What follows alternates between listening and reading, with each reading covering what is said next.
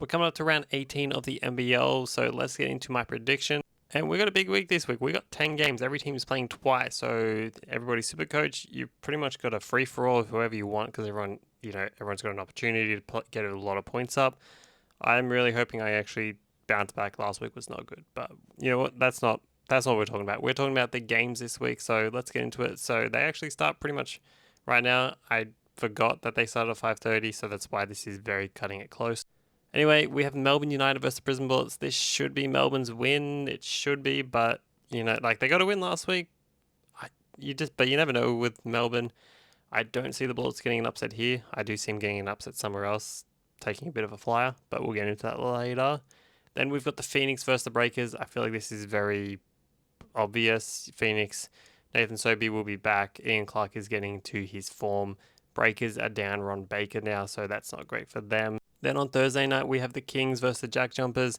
This will be Torrey Craig's debut for the Kings, and I think he's going to help them get over the line against a team that they have struggled with recently, but the Jack Jumpers will be going in without Will Magnay, and I do think that will hurt them a little bit this week. I think they'll figure it out, but I think it will probably take a week or two to figure it out.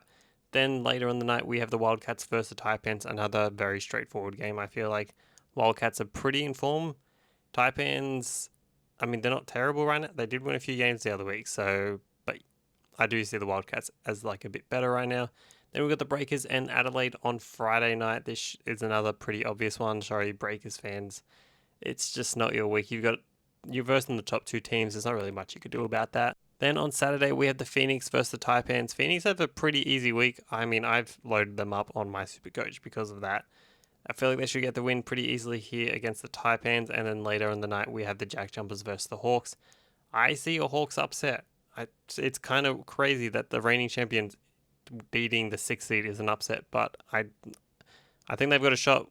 Will Magnay down. What's going to stop all the sides that the Hawks are carrying? Then on Sunday, we have the Kings versus Adelaide. I'm going for an upset with the Kings getting the win. I know they're down a few guys, but Xavier Cook should be back by then. Hopefully, he's been out for a few weeks now, so Delhi more than likely not. Hunter Goodrich is like a game time decision, and then all the other injuries, we all know that. Then later in the day, we have the Wildcats versus United. I'm giving to the Wildcats. Again, they're very informed. United are very up and down. I don't trust them yet. I'm not going to give them the benefit of the doubt against any team until they prove to me that they are like back to their contending form.